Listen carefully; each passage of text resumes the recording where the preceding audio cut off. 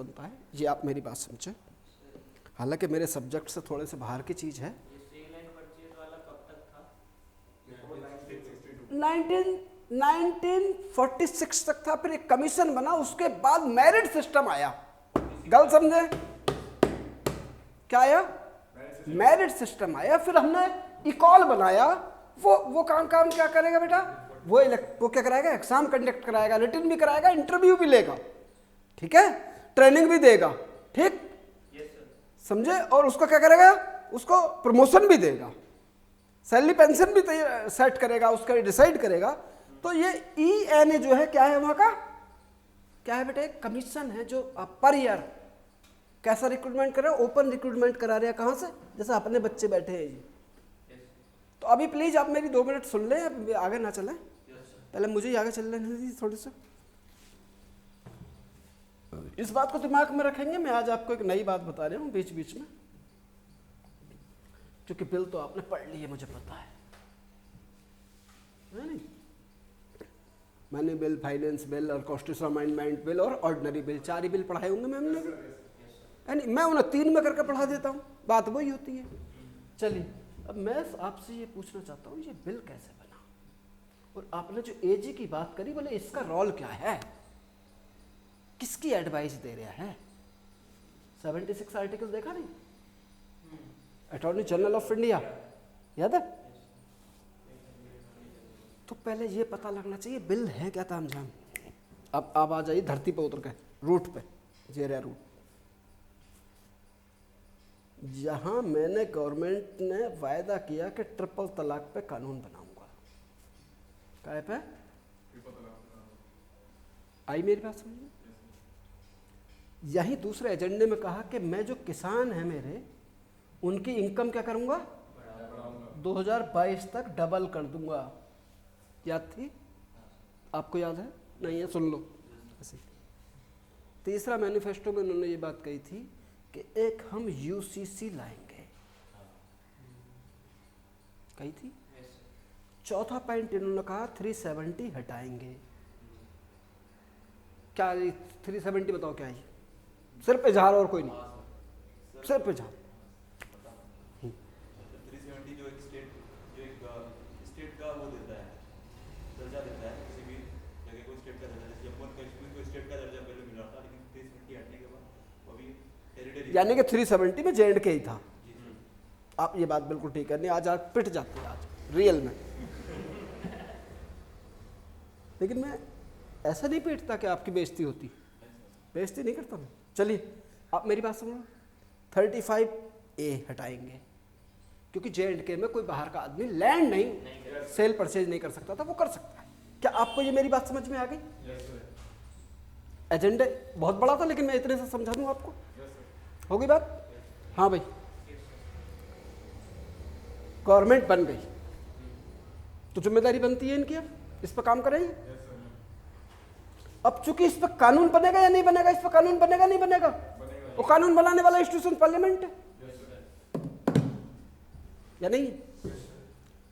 जब पार्लियामेंट है तो चूंकि ये तो एग्जीक्यूटिव के लोग बने, PM साहब ने तो वायदे किए थे। बात को आपको समझ में? ये हो गया एग्जीक्यूटिव, बेटा है एग्जीक्यूटिव है। इनका मतलब क्या है? काम करना, रियल एग्जीक्यूटिव है। रूट लेवल पे इंप्लीमेंटेशन देना, कानून बनाना है कहाँ इनका काम? लेकिन कानून बनाना इस सेंस में इनडायरेक्ट इनका काम है, क्योंकि ये पार्लियामेंट के मेंबर्स हैं। समझ रहे हैं आप मेरी बात? तो ये क्या लेके आए इन्होंने, ये एजेंडे रखे, तब इन्होंने सबसे पहली बात उठाई ट्रिपल तलाक। अब देखा कि अपर हाउस में इनके पास क्या नहीं है, मेजोरिटी नहीं, बिल पास नहीं होगा।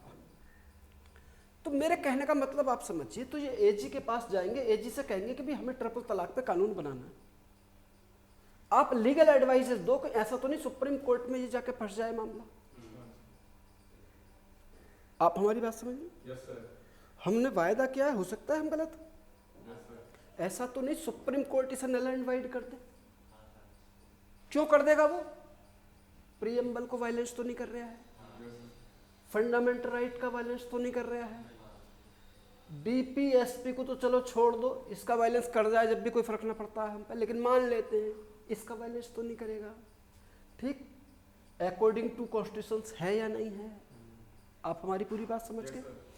ऐसा अगर हुआ यानी कि बेसिक स्ट्रक्चर बीएससी और लिख दूं, बेसिक स्ट्रक्चर ऑफ कॉन्स्टिट्यूशन का वायलेंस तो नहीं कर रहा है। हम तो गवार आदमी, लोगों से वायदे कर ले और वोट ले आए, पढ़े लिखे नहीं है हम। पढ़ा लिखा कौन है? आप हमारी पूरी बात समझ रहे हैं? इन लोगों को इस बात का रिसर्च कराएंगे और कहेंगे कि भाई देखो आप इसको स्टडी कीजिए, अगर ये मामला फंसता है तो निकलेगा कैसे। कानून तो बनना है क्योंकि हम वायदा करिए आए, कहिए आए आप लोगों से बनाएंगे, और अगर नहीं बना तो कुटेंगे, फिर दोबारा जाकर वोट नहीं मांग पाएंगे। सीन पक्का है, काम करना ही पड़ रहा है आजकल सरकारों को, वायदे झूठे नहीं कर सकती। किसी सरकार झूठे वायदे करती हो तो बताओ, उसे पता है कि अगली बार भी तो इनके पास जाना है, दौड़ा देंगे आपके। हाँ भाई ठीक है साहब, लीगल एडवाइस मिली। अब ये इस बात को, कैबिनेट कितनी होती है हमारे पास? कैबिनेट कमेटीज का नाम सुना आपने किसी ने? नहीं सुना? नहीं सुना यार, हाँ कर रहे हो, पूछो बताओ क्या है। देखिए कैबिनेट कमेटीज, कैबिनेट किसे कहते हैं पहले आप मेरी बात समझिएगा, मैं इसे मिटा दूं थोड़ा सा फिर समझाऊं तरीके से, है? मैं आज आपको बिल दिखाता हूं, बिल कैसा बनता है। सर हाँ, ये जो एजीआई है, एजीआई, हाँ जी हाँ, ये कैसे बनते हैं, मतलब क्या ये एलिजिबिलिटी क्या है नहीं? देखिए इनकी एलिजिबिलिटी है कि कम से कम सुप्रीम कोर्ट का जज बनने की एलिजिबिलिटी रखता है उस आदमी को रखेंगे हम। और सुप्रीम कोर्ट का जज बनने की एलिजिबिलिटी क्या है? इंडियन सिटीजन हो, 5 साल किसी भारत के किसी हाई कोर्ट में 5 साल तक जज रहा हो, या 10 साल तक 2 या 2 से अधिक हाई कोर्टों में उन्होंने प्रैक्टिस करी हो, तो बेचारा क्या हो गया, उसकी तो लाइफ में ही लॉ आ गया, उसने जिंदगी जी ली वो वाली। हाँ मैक्सिमम एज है, मिनिमम एज नहीं है, वहाँ मिनिमम एज नहीं है, मैक्सिमम एज है उनकी कि 65 के बाद वो नहीं रहेंगे।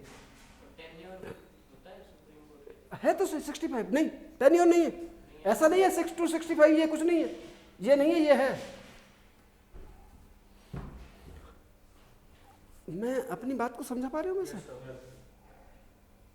इजहार समझ पा रही? चलिए देखिए, ये है हमारी, सुनते रहो, ये मैं बता रहा हूँ, ये है हमारा COM।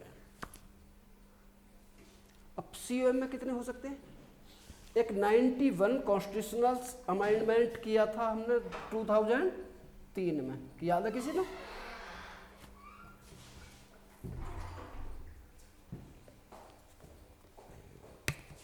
उलझे तो नहीं हो?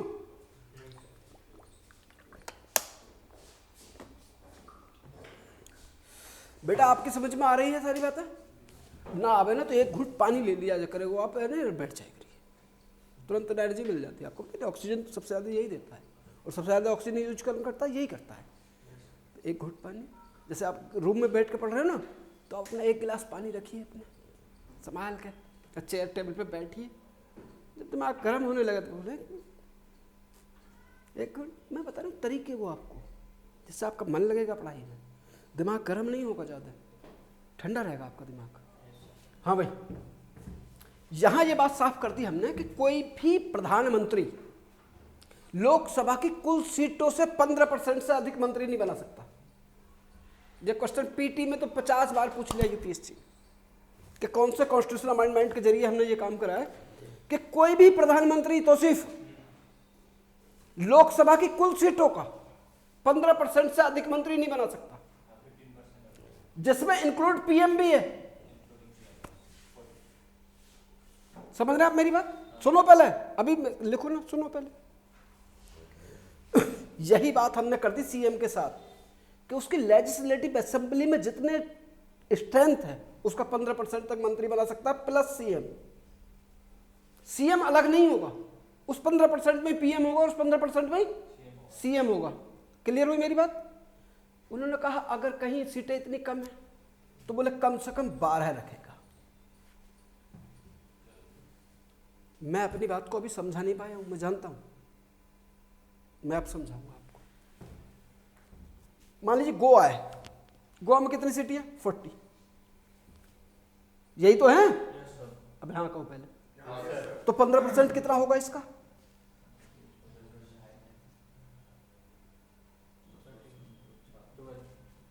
6 लोग। अबे 6 तो होंगे। ये कितने हैं नीचे? तो 5 3 2 4 2 6 तो आएंगे बे 15% में। अबे पूरे 6 आएंगे, निकालो। मैंने पूरी कैलकुलेशन कर दी यार। देखो जीएस का लड़का होकर, जीएस का छोरा होकर देखो मैं क्या क्या कर रहा हूँ, मैथमेटिक्स पढ़ा रहा हूँ, सी सेट पढ़ा रही हूँ।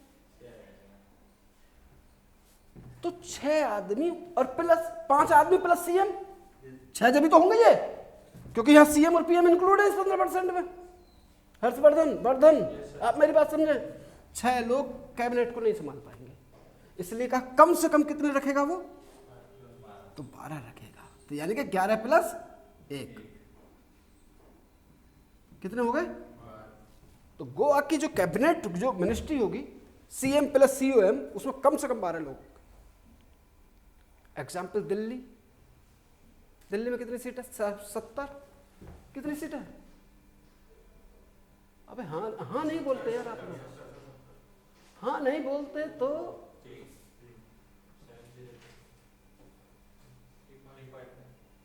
10-50 तो कम से कम 12 रखेगा। कौन? केजरीवाल। आप मेरी बात समझ गए? दोनों बातों को समझिए, फिर मैं इस पर गहरे में आने वाला हूं। उससे पहले जब हमारी ये कॉलिशन गवर्नमेंट बनी तो इसका आकार बढ़ता चला जा रहा था मित्रों, क्योंकि हर आदमी इस शर्त पर शामिल हो रहा था हमारे साथ, रेल मिनिस्ट्री चाहिए, होम मिनिस्ट्री चाहिए। तो इसका आकार बढ़ने का मतलब था कि हमारा एक्सपेंस बढ़ रहा था। जनता का पैसा जनता के लिए लगे तो अच्छा लगता है, जनता का पैसा लोगों की जेब में जाए या उनकी फैसिलिटीज पे जाए वो अच्छी बात नहीं है। जनता रिवोल्ट करेगी इससे। इसलिए इस आकार को घटाने के लिए, इसके आकार को घटाने के लिए, इसके साइज को कम करने के लिए, क्योंकि ये सच हो गई कि सरकार अब एक पार्टी बनाई नहीं पाएगी, कॉलिशन की सरकारें बनेंगी, क्योंकि रीजनल पार्टियां बहुत मजबूत हो गई। बिना गठबंधन की सरकार नहीं बनेगी। तो फिर क्या करें? हर आदमी इस शर्त पर हमारे साथ तैयार होगा कि हमें ये मिनिस्ट्री चाहिए, ये पद चाहिए, ये पोस्ट चाहिए। समझ रहे हैं आप मेरी बात? तो फिर इसका आकार बढ़ता चला जाएगा और पार्लियामेंट के लोगों की सदस्य संख्या कम होती चली जाएगी, है नहीं? तो लोगों से जो हमने वायदे किए उन पर तो हम इंप्लीमेंटेशन दे ही नहीं पाएंगे। सारी फैसिलिटीज के जरिए पैसा तो यहाँ खर्च कर देंगे, क्योंकि टैक्सेशन लगाने की भी लिमिटेशन है हमारे पास, अनलिमिटेशन तो है नहीं। क्यों तौसीफ? तो हमारी मजबूरी हुई, हमने जब 91 कॉन्स्टिट्यूशन अमेंडमेंट किया 2003 में, हमने कहा कि कोई भी लोकसभा की टोटल स्ट्रेंथ का 550 है, याद है? लोकसभा का, उसका 15% लगा लो, कितना आएगा? प्लस उसमें पीएम उसमें इंक्लूड होगा, एक्सक्लूड नहीं होगा। क्या आशीष गल समझ में आती है? फिर स्टेट भी तो बचे, इनमें भी तो आकार बढ़ रहा था। कॉलिशन सरकारें तो स्टेट में बनने लगी थी। हाँ बिल्कुल, और सीएम भी इंक्लूड है। कहाँ बढ़ाया? अरे कहाँ बढ़ाया हमने? आपको एक बात और बताऊं, राउंड फिगर में लेने के लिए मैंने कहा अगर 500 से प्लस में होता तो हम प्लस 1 करते हैं उसे, और 4 होता तो हम उसे -1 करते हैं, 0 मानते इसे, सॉरी -1 नहीं 0 कर देते हैं। तो आप मेरी बात समझ रहे? 11 लोग तो होंगे नहीं होंगे, तो बस 11 ही कर लो यार, 11 कर लो, नहीं 12 कर लो यार, 10.5 आ रहे हैं ना, मिनिमम तो 12 ही है। हाँ तो ठीक है 11 ही रहेंगे, और मिनिमम 12 रहेंगे, इसलिए 12 रहेंगे, हाँ क्योंकि मिनिमम हमने बता रखा कि 12 होंगे वहां। आप मेरी बात समझो यार, कम से कम 12 जरूर होंगे, लेकिन इन 12 में कौन होगा? सीएम भी शामिल होगा, इसको ऊपर नहीं जाएगा। आशीष अब तो मैं मान लूं मेरी बात समझ में आ गई, है नहीं? क्योंकि देखो ये बात अगर समझ में आ जाती तभी आदमी का कॉन्सेप्ट क्लियर भी होता है, वो पढ़ता है तो उसे इंटरेस्ट जब भी आता है। अरे रटने वाला सीन तो है ही नहीं, देखो यूपीएससी आप भी जानते हो कि कितना रट लोगे तो उसी बताओ। शायद आप 1 पेज या 2 पेज, 10 पेज, 20 पेज। अब वो वाली बात तो मूवी वाली, कौन सी मूवी है वो, 3 इडियट। तो वो अगर ऐसा रटोगे तो फिर ऐसा ही करोगे। अगर उसे रटोगे तो फिर क्या होगा उसके साथ, ऐसा ही होगा। मैम आ रहे हो क्या क्लास में? और हाँ भाई, अब मैं आगे चलूं। यहां ये रिस्ट्रिक्शंस लगा दिया हमारे कॉन्स्टिट्यूशन ने अमेंडमेंट करके कि आप 15% से अधिक कुछ नहीं बना पाओगे, 15% रहोगे। कम से कम कितने रखोगे आप? 12।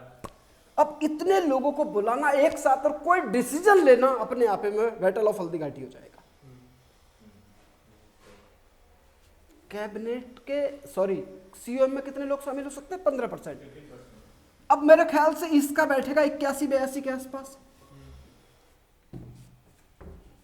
15% इतना ही बैठेगा ना।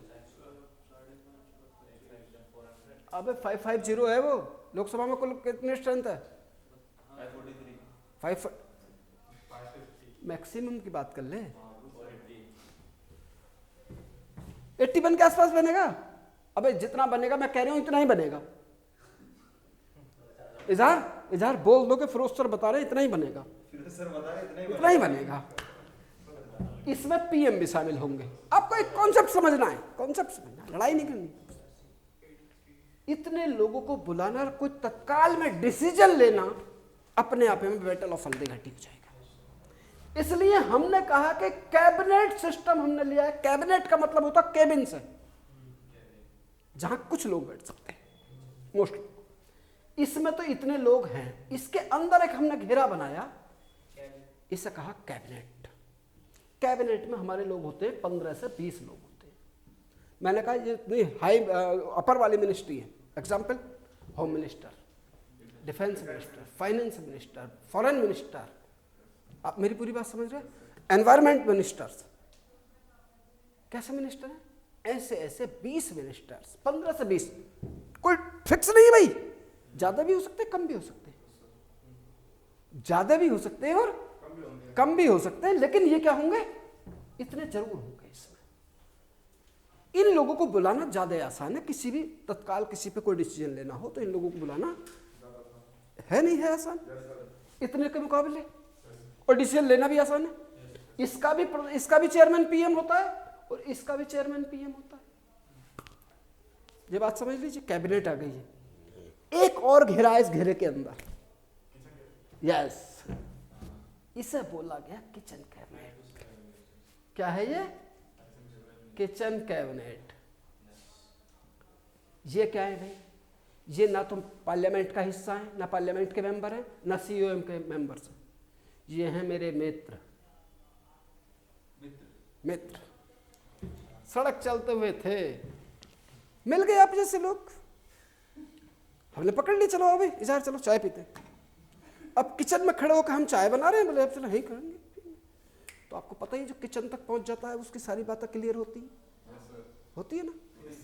कहते नहीं इसे चूल्हे तक की बात पता है। याद है आपको ये कहावत? हाँ बेटा, आपको याद है ना ये कि इसे चूल्हे तक की बात का मतलब इसे घर की हर भेद का पता है, घर की हर कॉन्फिडेंशियल बात का पता है। तो अब इजहार थे, हम इजहार से बोले यार ऐसे ऐसे दिक्कत आ रही, ट्रिपल तलाक पे कानून बना रहे, लेकिन कुछ मोमनन्स या कुछ अपोजिशन जोर शोर मचा रहा है। इन्होंने हमें कोई एडवाइस दे दी। इनकी एडवाइस पे अगर हमने काम कर लिया और मामला उल्टा पड़ गया तो इनकी कोई रेस्पॉन्सिबिलिटी नहीं है, क्योंकि ये ना तो इसका मेंबर है, ना इसका मेंबर है, ना पार्लियामेंट के मेंबर है। ये नहीं है, ये तो अपने चाय पिए निकल ले पिटे हम। तो किचन कैबिनेट वो मेंबर्स थे, इनकी कोई रेस्पॉन्सिबिलिटी नहीं थी, लेकिन कहीं ना कहीं डिसीजन मेकिंग में ये इम्पैक्ट डाल लेते। राजीव गांधी के कैबिनेट में कई ऐसे लोग थे किचन कैबिनेट में जो उनके मित्र थे, क्योंकि यंग थे सबसे ज्यादा। तो यंग आदमी के तो मित्र होते हैं सबसे ज्यादा। भाई आपकी मित्रता तो सबसे ज्यादा होगी। अब ऐसा थोड़ी पिताजी की भी होगी, पिताजी के कुछ के इधर रह गए होंगे, कुछ उधर रह गए होंगे, कुछ चले गए होंगे दुनिया छोड़ के, एक दो बहुत करीबी बचा होगा। ऐसा ही होता है। आप यंग हैं तो आपकी जो है मेरे ख्याल से फ्रेंडशिप भी ज़्यादा होगी। अब आप दिल्ली में आए तो दिल्ली में अलग होगी, जब अपने अपने लोकल स्टेट में जाओगे तो वहाँ के लोकल अलग होंगे, यहाँ के नए बना के लेकर जाओगे तो कैबिनेट हो जाती है। और कुछ मित्र उसमें ऐसे होते हैं जिससे हम अपने मन की बातें बताते हैं। सेम बात, हाँ भाई क्या मैं अपनी बात को समझ पा रही हूँ? That called kitchen cabinet. इनकी कोई रेस्पॉन्सिबिलिटी नहीं, ये किसी भी इंस्टीट्यूशंस के मेंबर नहीं, ये सब अलग अलग है, लेकिन अपनी एक शिवू का छोड़ गए और आग लगा गए। ठीक, रेस्पॉन्सिबिलिटी पीएम की। चलिए, अब मेरे कहने का मतलब है ये 15-20 लोग हैं, तो इस कैबिनेट की कुछ कैबिनेट कमेटीज होती हैं। कितनी होती है मैंने बता दी, 4 डंडे खींचे तो 4 ही होती है। कैबिनेट कमेटीज बोलते हैं। मैं आपको आज बिल बता रही हूँ ना, बिल कहाँ आएगा। कितने हैं भाई? 4। एक को कहते हैं पॉलिटिकल्स कैबिनेट कमेटी, पीसीसी। एक होती है इकोनॉमिकल कैबिनेट कमेटी, पीसीसी।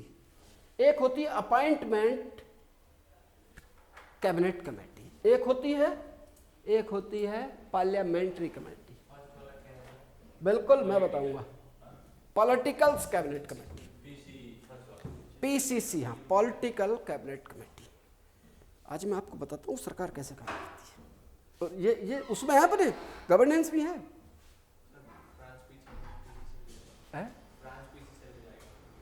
बस इसे बता दूं, चल रहे, टेंशन क्यों ले रहे हो? अभी मैं यही हूँ, साई की वर्ल्ड छोड़ कर नहीं जा रहा। पीसीसी, अरे ओ मुझसे पूछ लो कौन सी वाली? ECC, economic cabinet committee, appointment cabinet committee, और पीसीसी का पार्लियामेंट्री कैबिनेट कमेटी। अब सुनो, ये गवर्नेंस में ही है, पॉलिटी मत लेकर जाओ मुझे, गवर्नेंस ही है ये। कभी आप सोच रहे हो कि अभी कैबिनेट सेक्रेटरी भी तो पढ़ना है, मैं कैबिनेट सेक्रेटरीट भी तो पढ़ना, तो ये सारी चीजें पढ़ रही है। कैबिनेट सेक्रेटरीट यही तो है। तो अब ये बातें अगर मैं पहले क्लियर कर दूंगा और अच्छी हो जाएंगी वो। आशीष, क्या राइट डाउन कर रहे हो कुछ आप? मैं आगे चलूं? सुनिए बात, मैंने कहा यहां कितने मेंबर बताए मैंने? 15 से 20। इससे कम भी हो सकते हैं, इससे ज्यादा भी हो सकते हैं, आप इसकी टेंशन ना लो। इसके इन तीन कैबिनेट कमेटी का जो चेयरमैन होगा वो होगा पीएम, और हर एक कैबिनेट कमेटी में 3 से 5 मेंबर होते हैं पीएम सहित।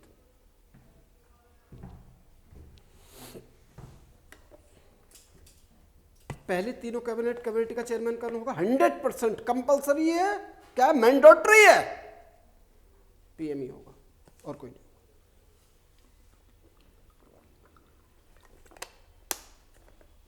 बची चौथी कैबिनेट कमेटी। मैं बताता हूं बिल कैसा आएगा। चौथी कैबिनेट कमेटी है पार्लियामेंट्री कैबिनेट कमेटी। इसका चेयरमैन जनरली होम मिनिस्टर होता है, लेकिन अगर इस कमेटी में क्या चल रही है, इसकी मीटिंग चल रही है इस कैबिनेट की, और पीएम साहब आ गए तो चेयरमैन फिर पीएम होंगे। बात समझ लीजिए। इशारे से बंद कर देना गेट को। पीसीसी का मतलब है पार्लियामेंट्री कैबिनेट कमेटी। इसका चेयरमैन जनरली होम मिनिस्टर होता है, लेकिन अगर इसकी मीटिंग चल रही है और पीएम साहब आकर बैठ गए मीटिंग में, तो फिर चेयरमैन कौन होंगे? पीएम ही होंगे। दोनों बातें समझ गए? इसका मैंडेटरी है, इसकी चेयरमैनशिप और कोई नहीं कर सकता। कौन करेगा? पीएम ही करे। किसकी? पॉलिटिकल्स की, इकोनॉमिकल की, अपॉइंटमेंट कमेटी। जितने अपॉइंटमेंट होते हैं इंडिया में, कॉन्स्टिट्यूशनल अपॉइंटमेंट, जैसे किसे बनाना है सुप्रीम कोर्ट का चीफ जस्टिस, किसे बनाना है अदर जस्टिस, किसे हाई कोर्ट को कहाँ ट्रांसफर करना, किसे जज बनाना, जिसे हम बनाएंगे AGI, attorney general of India, किसे बनाएंगे कैग, हम किसे बनाएंगे इलेक्शन कमीशन ऑफ इंडिया, किसे बनाएंगे यूपीएससी का चेयरमैन मेंबर्स, कौन बनेगा फाइनेंस कमीशन का चेयरमैन। ये कैबिनेट कमेटी काम करती है। उसमें उसे ढूंढा जाता है कहाँ से, सेलेक्ट किया जाता है, शॉर्ट लिस्टेड किया जाता है। वो जब मौका आएगा जब बताऊंगा, फिलहाल अभी आप मेरी बात समझो। यहां बैठ के मान लीजिए, अब देखिए बाप, ट्रिपल तलाक आ गया, मैं हूं लौट के। ट्रिपल तलाक का जो है क्या है कि एक ऐसा मामला है बड़ा सेंसिटिव है। तो कैसा मामला है? पॉलिटिकल जो है या नहीं है? है भाई? तो सिर्फ कहाँ है? पॉलिटिकल से किसका? किसान वाला इकोनॉमिकल है? ये पॉलिटिकल से 370 और 350 है, 35 है, याद है आपको? कैसे? तो अब अगर मान लीजिए ट्रिपल तलाक पे कानून बनाना है, कैसा कानून बनाना है कि कोई भी आदमी अब तलाक ना दे, तलाक दे तो किसके जरिए दे? कोर्ट के जरिए दे। जो अपनी पर्सनली तलाक दे रही है तो उसे ना दे, क्योंकि वो कहीं ना कहीं इलीगल है, अलीगल है, इलीगल है। वो मोमडन्स क्या मानते हैं, कानून क्या मानता है, कॉन्स्टिट्यूशन क्या मानता है। तो हम किसकी मानेंगे? कॉन्स्टिट्यूशन की मानेंगे या किसी रिलीजन की मानेंगे? आशीष सर, हम तो संविधान की मानेंगे, जो हमारी क्या है, रूल ऑफ लॉ की एक सोर्स है। रूल ऑफ लॉ का क्या है? सोर्स है, तो हम तो उसकी मानेंगे। चलिए, तो ये कैबिनेट में कितने लोग बताए मैंने? 3 से 5, याद है आपको? 3 से 5 लोगों के बीच में ये बिल रखा गया। बिल नहीं, सॉरी, एक पेपर पे इसका फ्रेमवर्क बनाया गया, प्रपोजल रखा गया। क्या रखा गया बेटा? ये प्रपोजल रखा गया कि इस पर ये कानून बनाना है। ठीक, पीएम साहब चेयरमैन होंगे, मैंने आपको बता दी, बता दी मैंने आपको। इसके बाद ये रखा जाएगा कैबिनेट में। कहां रखा जाएगा? कैबिनेट में। जब ये रखा जाएगा तो इसे कहेंगे कैबिनेट नोट्स। क्या कह रहे हैं साहब हम? और मैंने कहा आरटीआई के जरिए इसकी इंफॉर्मेशन नहीं ले सकते अभी आप। हमने इसे एक्सेप्शन में डाल रखा, जब मैं आरटीआई पढ़ाऊंगा जब बताऊंगा आपको, समझे? कैबिनेट नोट्स, कैबिनेट नोट्स बन गया। अब ये कैबिनेट नोट्स कहां कहां भेजा गया? अब आप मेरी बात समझिए। एजीआई को भेजा गया,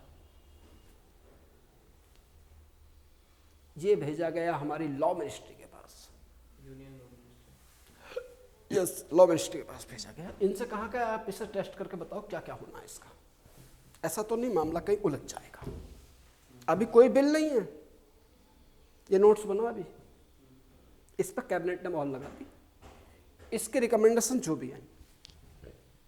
फिर ये रखा गया सीधा किसके सामने? सीओएम के सामने। सीओएम में सामने रख भी सकते, नहीं भी रख सकते, डिस्कशनरी पावर है किसकी? पीएम की। वो चाहे तो इसे सीधा पार्लियामेंट भेज दे। आप मेरी बात समझ रहे हैं? कैबिनेट नोट्स, प्रपोजल था सबसे पहले, उसके बाद क्या बना? Cabinet notes. और कैबिनेट नोट्स जब तैयार होगा तो कैबिनेट नोट्स तैयार होने में मैंने कहा इन लोगों की इंफॉर्मेशन चाहिए। सर ये अभी जो आप बताया पब्लिक बिल के लिए, पब्लिक बिल और प्राइवेट बिल के लिए तो नहीं होगा ना? प्राइवेट बिल और पब्लिक बिल क्या क्या बताया आपको? सरकारी बिल एक तो गवर्नमेंट का बिल होता है, एक प्राइवेट बिल होता है। तो बताइए प्राइवेट बिल किसे बताया था मैंने आपको? जो कोई मिनिस्टर, यस, जो किसी मिनिस्टर ने पेश ना किया हो। कौन किसने किया हो? मेंबर ऑफ पार्लियामेंट ने पेश किया हो। उसे हम निजी विधेयक बोलते हैं, प्राइवेट विधेयक बोलते हैं। और जो हमारी गवर्नमेंट रखती है, तो मैंने कहा ये तो गवर्नमेंट के लोग हैं सारे। भारत सरकार कौन सी है? PM plus CM. तो ये पब्लिक बिल की बात है। तो ये तो पब्लिक बिल की बात है जो इन्होंने वायदा किया था यहाँ। तो प्राइवेट बिल के लिए, प्राइवेट बिल के लिए तो देखिए हमेशा कोई बिल आज तक पास हुए नहीं, 2-4 बिल पास हुए हैं प्राइवेट, समझे? पहले आप मेरी बात समझिए। कैबिनेट नोट्स बना, इंफॉर्मेशन इन्हें दी कि इस आदमी ने ये इंफॉर्मेशन, किसने?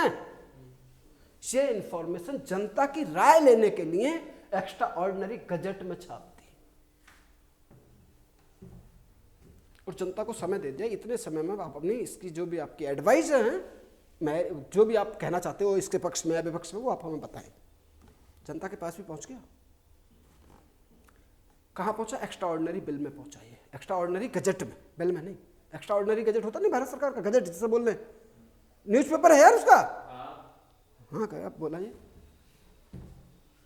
भेज दिया। हर आदमी ने अपनी अपनी रिपोर्ट लगा दी। क्या चलिए ठीक है, लेके आइए देखते हैं। आप मेरी बात समझ गए? ये कैबिनेट नोट्स तैयार हो गया और इस पर ये पीएम साहब की मोहर लगी। अब ये सीधा जाएगा लोकसभा में। मैं इसे मिटा रहा हूँ थोड़ी देर के लिए। कहाँ जाएगा ये? पार्लियामेंट में जाएगा। अब मैं ये जानता हूँ कहाँ जाएगा। कितने हाउस है? एलएस में भी जा सकता है। क्यों? क्योंकि ऑर्डिनरी बिल है। कैसा बिल है? ना हम कंसोलिडेटेड फंड को कुछ दे रहे हैं ना उससे कुछ ले रहे हैं।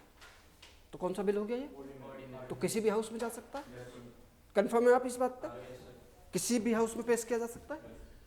तो जब ये किसी भी हाउस में पेश किया जाएगा तो मान लीजिए लोकसभा के में पेश कर दिया गया, लोकसभा के लोकसभा स्पीकर को 1 दिन पहले या 10 दिन पहले ये इन्फॉर्मेशन दे दी हमने कि इस बिल को हम पेश कर रहे हैं।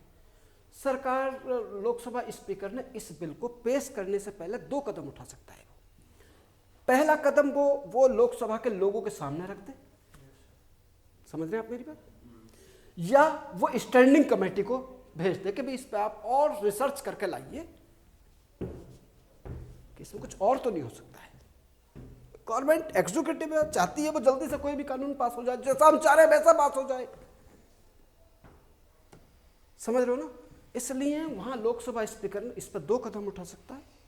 पहला कदम, इसे वो क्या कर दे, हाउस के सामने रख दे, उस पर डिबेट करा दे, उस पर टाइम दे दे कि उस दिन डिबेट होगी, वोटिंग होगी और पास हो जाएगा। आप मेरी बात समझ रहे हैं। दूसरा कदम वो उसकी जो स्टैंडिंग कमेटी है पार्लियामेंट के, उसकी लोकसभा की, वो उसे भेज दे कि इस पे आप और रिसर्च करके लाओ। अगर उसने वो इसे भेज दिया तो वो 3 कदम उठाएगी। इसमें वो एजीआई से एक बार और कंसल्ट करेगी। एक बार तो कैबिनेट ने कर लिया वो, दूसरी बार वो लॉ मिनिस्ट्री को भेजेगी और तीसरा वो जनता को सीधा भेज सकती है। आप मेरी बात समझ लो। तीनों से अगर जो भी उन्हें जवाब मिलता है फिर उसे कहते हैं हम क्या, मोशन। क्या कहेंगे सब हम, ये होगा मोशन। इस मोशन को जब हम लोकसभा के सामने रखेंगे तब ये कहलाएगा बिल। और बिल का मतलब कोई एक ही बिल नहीं हो सकता, कई कैबिनेट नोट्स, कई कैबिनेट नोट्सों को एक बिल में शामिल कर सकते हैं।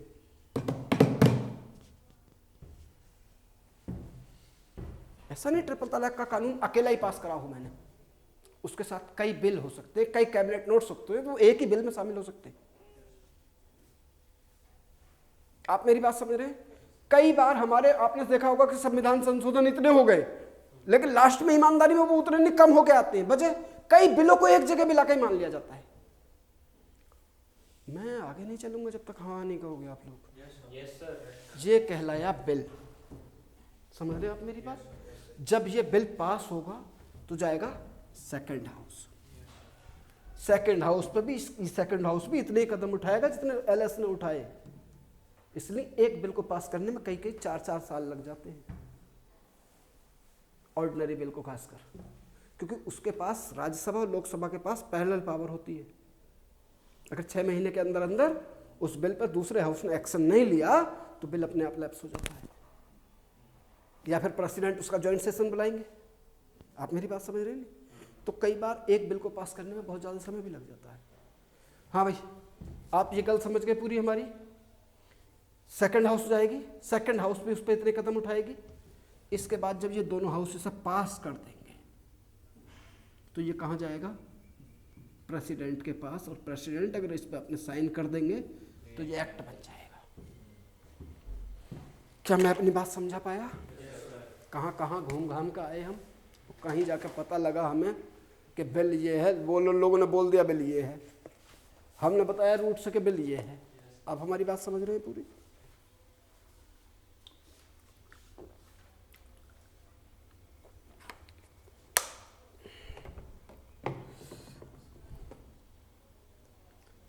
हाँ भाई, और कोई जवाब पूछना चाहेंगे आप बिल समझ के मेरा?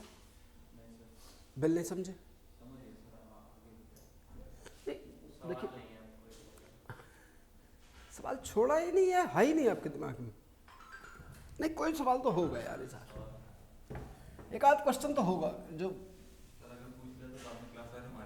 क्यों क्यों मारेंगे। ऐसा क्या गंदा सवाल पूछेगा? गंदा सवाल में टाइम लग जाता है ना। ये जो हाँ भाई, आपको हमारी बात समझ में आ गई कि कोई भी बिल कौन पास करती है? पार्लियामेंट ही पास करती है। हाँ बताइए। ट्रिपल तलाक पे हो गया, अगर कुछ इकोनॉमिक्स वाला है तो मैंने कहा किसान वाला हो सकता है इकोनॉमिक्स का, तो वो किसको भेजेगा? वो बिल्कुल सेम जगह जाएगा, सेम जगह। उसमें एज, इन्होंने एक सवाल इनका ये था ना, एजीआई का काम क्या है? इजहार का सवाल था क्या एजीआई का काम क्या है? मैंने कहा legal advisor of union government. बोले सर इसका मतलब, तो मैंने कहा सुन ले मतलब ये कितनी जगह काम करता है। हमारा प्रोसेस है, एलएस ने किया, तीन लोगों को भेजा, पब्लिक रिव्यू के लिए भी उसने गैजेट में इंट्रोड्यूस किया, लोकसभा स्पीकर ने। वो तो मनी वाला बिल हो जाएगा, जो इकोनॉमिक्स वाला पार्ट है। नहीं नहीं होगा, नहीं, बजट होगा। हाँ इकोनॉमी पे अगर हम कोई पॉलिसी बना रहे हैं तो इसका मतलब मनी बिल या फाइनेंस बिल नहीं है। यस सर, वो सर ऑर्डिनरी वैसे जो हाँ हमारी जो गवर्नमेंट जो अभी गवर्नमेंट है थी, ये पहले माइनॉरिटी में थी, तो ये लोग अपर हाउस में, हाँ, अपर तो हाउस ये लोग लोकसभा स्पीकर से हर एक बिल को लिखवा नहीं देते, लिखवा देते थे money bill, that called money bill. तो फिर वो पास हो जाता। हाँ तो देखिए मैंने कहा ये कुछ ऐसे एक्स्ट्रा ऑर्डिनरी पावर्स हैं हमारे पीएम के पास भी और हमारे लोकसभा स्पीकर के पास भी कि वो GST वाला ऐसे ही पास किस होता है। देखो ट्रिपल तलाक पे जो शुरू में हुआ ऑर्डिनेंस पे चलाया इन लोगों ने, क्योंकि ये बिल पास ही नहीं करा पा रहे थे। आधार को जो लिंक कर रहे हैं हम सीधा आजकल डीबीटी में कर रहे हैं, इलेक्शन में कर रहे हैं, हर जगह कर रहे हैं नहीं अब आधार को, तो ये बिल पास ही नहीं हो रहा था इनका, तो इन्होंने फिर वो मनी बिल के रूप में पास कराया उसे। तो कहा जुगाड़ बहुत है इंडिया में, है नहीं, जुगाड़ कामयाब है इंडिया का। ये काम क्या होगा? हाँ बोले आपको बताइए कोई ना कोई अगर आपकी कोई चीज़ दिक्कत करे, सड़क चलता आदमी आपको एडवाइस देके चला जाता है, बोले ऐसा कर लो ठीक हो जाएगा, कार में कुछ हो जाए, बाइक में कुछ हो जाए, तो पूछो क्या हो गया भाई, स्टार्ट नहीं हो रही, देख इसका चौक उठा ले। आपने देखा नहीं वो चलते चलते लोग ज्ञान दे जाते हैं बिना पूछे ही, है नहीं सर। चलिए तो इधर बाबू हम कहाँ थे, हम मुझे बताएं बैक में मैं कहाँ पहुँचूँ।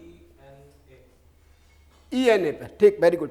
एक्चुअल में बात क्या चल रही थी, वहाँ नीलामी चल रही थी, यानी कि सेल एंड परचेजिंग हो रही थी किसकी, पोस्टों की। तो इसे रोकने के लिए इन्होंने 1946 में एक कमीशन बनाया। उस 1946 के कमीशंस ने कुछ रिकमेंडेशंस की, हालांकि रिकमेंडेशन उनकी 158 के आसपास है, 158 के आसपास। आप मेरी बात समझ रहे हैं? तो हम ये बात कर लेते हैं कि मैन ले लेते हैं इनकी बातें। इन लोगों ने पहले कहा कि जो फ्रांस का सिविल सर्वेंट होगा वो किस पे होना चाहिए, मेरिट बेस होना चाहिए।